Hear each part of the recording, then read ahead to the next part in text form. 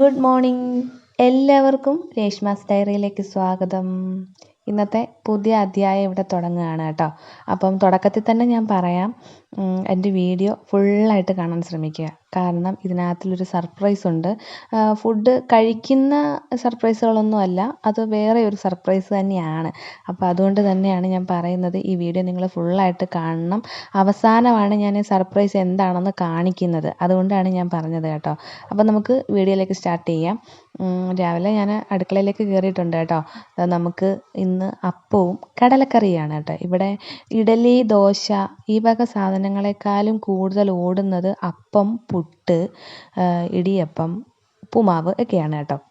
അപ്പോൾ അതുകൊണ്ട് തന്നെ അപ്പത്തിന് അരച്ച് വെച്ചിട്ടുണ്ട്. കടല വെള്ളത്തിൽ ഇട്ട് കുതിർന്ന് കയറിയിട്ടുണ്ട്.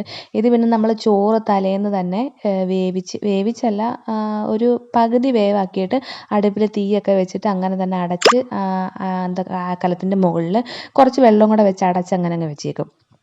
അപ്പോൾ രാവിലെ ആകുമ്പോഴത്തേക്കിനും കാണാം ഇത് ചോറൊക്കെ ഒരുവിധം വെന്ത് നിൽക്കും.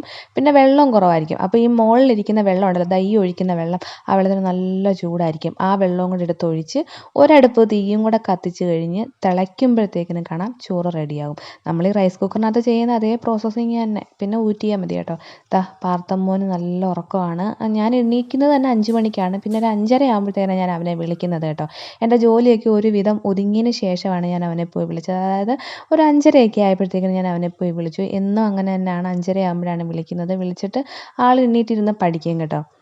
ചില ദിവസങ്ങളിൽ അങ്ങ് ഉറങ്ങും, ചില ദിവസങ്ങളിൽ അങ്ങ് ഉറങ്ങുന്ന എന്തുവാ അങ്ങ് ഒന്നുകൂടെ മയങ്ങും. നമ്മൾ വിളിക്കുമ്പോൾ ആ പെട്ടെന്ന് ചാടി എണീക്കത്തില്ല, ഒരു ചെറിയ മയക്കം മയങ്ങും. അങ്ങനെ പിന്നെ നമ്മുടെ ഉച്ചക്കത്തേക്കുള്ള ഒരുവിധ കാര്യങ്ങളൊക്കെ സെറ്റായി. ഇനി നമുക്ക് അപ്പവും ഉണ്ടാക്കണം. അപ്പം മാത്രം ഉണ്ടാക്കിയാൽ മതി. കടലക്കറിയും സാധനങ്ങളും എല്ലാം വെന്ത് കഴിഞ്ഞു കേട്ടോ. ഞാൻ അവസാനമാണ് ഇന്ന് അപ്പം ഉണ്ടാക്കാനായിട്ട് ഒരുങ്ങിയത്. കാരണം അപ്പം ഉണ്ടാക്കാൻ ഇച്ചിരി താമസം ഉണ്ടല്ലോ, അതിൻ്റെ അടുത്ത് തന്നെ നിൽക്കണ്ടേ. ബാക്കിയുള്ള കാര്യങ്ങളെല്ലാം ഒതുക്കിയതിന് ശേഷം അപ്പം ഉണ്ടാക്കാമെന്ന് കരുതി. പിന്നെ എന്താണ്, അണ്ണൻ ഇന്ന് ഓടിക്കുന്ന വണ്ടിയിലാണ് ഇഞ്ഞ് പോരുന്നത് കേട്ടോ. അണ്ണൻ ഓടിക്കുന്ന വണ്ടി ഇതുവരെയായിട്ട് നിങ്ങളെ ആരെയും ഞാൻ കാണിച്ചിട്ടില്ലല്ലോ. അപ്പം ഇന്ന് ആൾ വണ്ടി കൊണ്ടുവന്നിട്ടുണ്ട്. മിക്കപ്പോഴും കൊണ്ടുവരും വണ്ടി, പിന്നെ കാണിക്കാഞ്ഞതാണ്. പിന്നെ അതാണ് നമുക്ക് ഉച്ചക്കത്തേക്ക് ഉള്ളിയും തൊമരയും കൂടി ഇട്ടിട്ട് തോരൻ വെച്ചതായത് കേട്ടോ.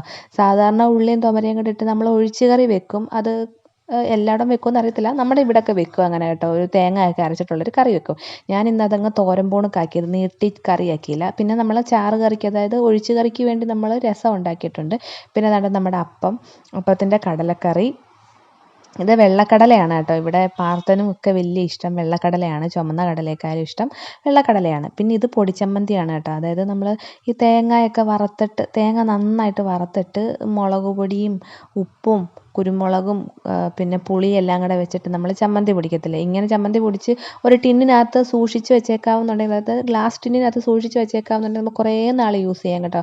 കറിക്ക് ഈ അച്ചാറൊക്കെ വെച്ചേക്കുന്ന പോലെ തന്നെ നമുക്കിങ്ങനെ യൂസ് ചെയ്യാം, എടുക്കാം കേട്ടോ. പിന്നെ അതുകൊണ്ട് നമ്മുടെ ചോറും റെഡി ആയിട്ടുണ്ട്.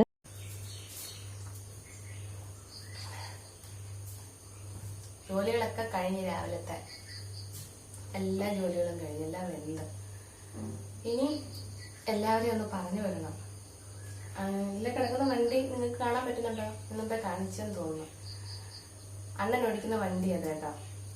പിന്നെ ഇന്നലെ വൈകിട്ട് ഈ വണ്ടിയിൽ ഇങ്ങോട്ട് പോരുന്നു. എനിക്ക് തോന്നുന്നു ഇവിടെ നൂറിനാട് വല്ലതും ആയിരിക്കും. ഇതുവഴി അങ്ങോട്ട് പോയാൽ മതിയല്ലോ. അതുകൊണ്ടാ സാധനമൊക്കെ ആയിട്ട് ഇങ്ങോട്ടിങ്ങ് പോരുന്നു. അപ്പം ആളിപ്പോ രാവിലെ പോവും. ചിന്താരം സമാധാനമായിട്ടിരിക്കാൻ. വെളുപ്പിനെ എണീറ്റ് അങ്ങോട്ടോട്ടോ ഇങ്ങോട്ടോട്ടോ എല്ലാം അല്ലായിരുന്നോ. ഇനി ബാക്കി വിശേഷങ്ങൾ ഇനി കാണിക്കാം കേട്ടോ.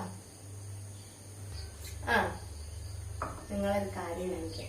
ഇത് മുട്ടത്തോടാട്ടോ. ഞാനൊരു സാധനം ഉണ്ടാക്കാനും വേണ്ടി, പരീക്ഷണം നടത്താനും വേണ്ടി എടുത്ത് വെച്ചേക്കുക. പരീക്ഷണം നടത്തി സക്സസ് ആവുകയാണെന്നുണ്ടെങ്കിൽ ഞാൻ നിങ്ങളെ കാണിക്കാം കേട്ടോ. ഇത് മുട്ട എടുത്തപ്പം ഇങ്ങനെ തന്നെ പൊട്ടിച്ചെടുത്തേത്.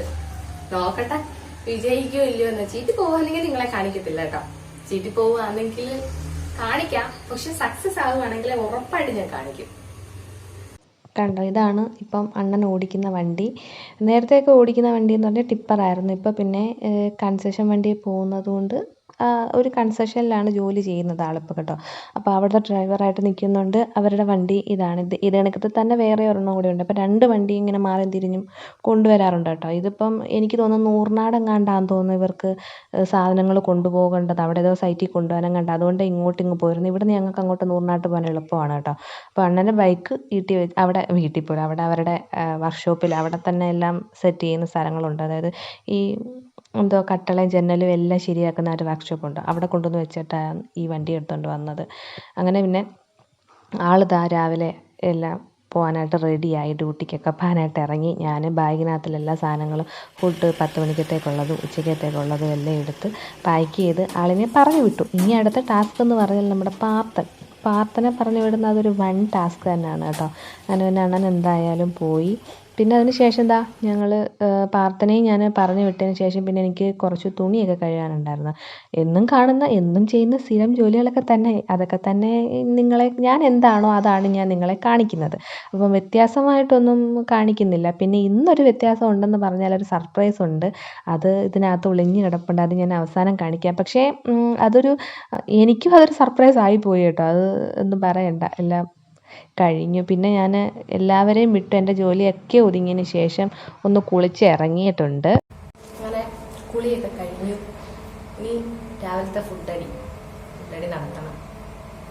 കുറച്ച് പരിപാടീസൊക്കെ ഉണ്ട്. വീഡിയോസൊക്കെ എഡിറ്റ് ചെയ്യാനൊക്കെ ഉണ്ട്. പിന്നെ വീഡിയോ എഡിറ്റ് ചെയ്യണം, അത് തന്നെ അത്യാവശ്യം. പിന്നെ അത്യാവശ്യമായിട്ട് 2-3 കോളുകൾ ഞാനിങ്ങനെ പെൻഡിങ്ങിൽ ഇട്ട് വെച്ചേക്കുന്നത്, അവരെ എനിക്കൊന്ന് വിളിക്കണം. ഇന്നത്തെ വിശേഷം ഇതൊക്കെ തന്നെയാണ്. അപ്പം നമുക്ക് ഫുഡ് കഴിക്കാം. അങ്ങനെ പിന്നെ കുളിയും നനയൊക്കെ കഴിഞ്ഞ് ഇറങ്ങി ഞാൻ ഫുഡ് കഴിക്കുകയാണ് കേട്ടോ. സമാധാനത്തോടിരുന്ന് കഴിക്കാൻ, ജോലിയൊക്കെ കഴിഞ്ഞു, എല്ലാവരെയും പറഞ്ഞു വിട്ടു. എനിക്കാണെങ്കിൽ ഈ പെട്ടെന്ന് കഴിക്കാൻ പറ്റില്ല. പെട്ടെന്ന് കഴിച്ച് എൻ്റെ തൊണ്ടയ്ക്കിരിക്കുക. അപ്പോൾ ഞാൻ പതുക്കെ എനിക്ക് സമാധാനത്തോടെ കഴിക്കണം. പിന്നെ ഇങ്ങനെ കഴിപ്പും കാര്യങ്ങളൊക്കെ കഴിഞ്ഞ് വീഡിയോ ഒക്കെ എഡിറ്റ് ചെയ്തു.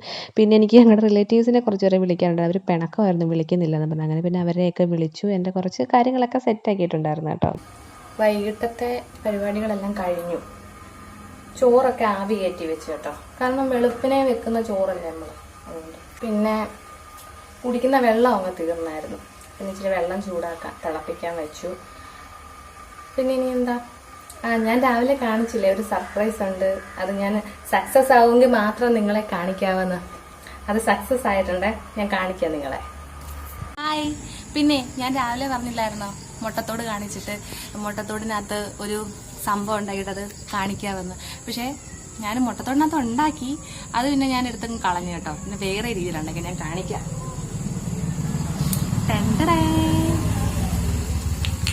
ഒന്നുകൂടി ഉണ്ട്. മെഴുകുതിരിയ, നല്ല മണമൊക്കെ ഉണ്ട്. ഞാൻ മണത്തിന് വേണ്ടി ഞാൻ അത്തറൊക്കെ ചേർത്ത്. പിന്നെ ഞാൻ മുട്ടത്തോടിനകത്ത് ഉണ്ടാക്കാത്തെന്ന് വെച്ചാൽ, നമ്മൾ മുട്ടത്തോടിനകത്താവുമ്പോഴേ മുട്ടത്തോട് നമുക്ക് ഇളക്കി കളയണ്ടായോ. ഇളക്കി കളഞ്ഞിട്ട് പിന്നെ കത്തിക്കുമ്പോൾ ഇത് കത്തി മെഴുകല്ല ഉരുകി പോകത്തില്ലേ. അപ്പോൾ ഇതിനകത്താകുമ്പോൾ കുഴപ്പമില്ല, കത്തി ഇതിനകത്തെല്ലാം നിന്നോളുമല്ലോ. അപ്പോൾ ഇതാണ് ഇന്നത്തെ സർപ്രൈസ്, ഞാൻ രാവിലെ പറഞ്ഞ സർപ്രൈസ്. അപ്പോൾ എല്ലാവർക്കും ഇന്നത്തെ വീഡിയോ ഇഷ്ടപ്പെട്ട് കാണുമെന്ന് ഞാൻ കരുതുന്നു. അപ്പോൾ നമുക്ക് വീണ്ടും അടുത്ത കുഞ്ഞു വിശേഷങ്ങളുമായിട്ട് വരാം. അതുവരേക്കും എല്ലാവരോടും take care, bye bye, Tata and keep smiling. Thank you. അപ്പോൾ ഞാൻ ഉണ്ടാക്കിയ എൻ്റെ മെഴുകുതിരി ഇവിടെ ഞാൻ കത്തിച്ച് വെച്ചിട്ടുണ്ട്. നല്ല ഭംഗിയായിരുന്നു കാണാൻ. നിങ്ങളുടെ അഭിപ്രായങ്ങളൊക്കെ കമൻറ്റ് ചെയ്യാൻ മറക്കല്ലേ. നമുക്ക് വീണ്ടും കാണാം.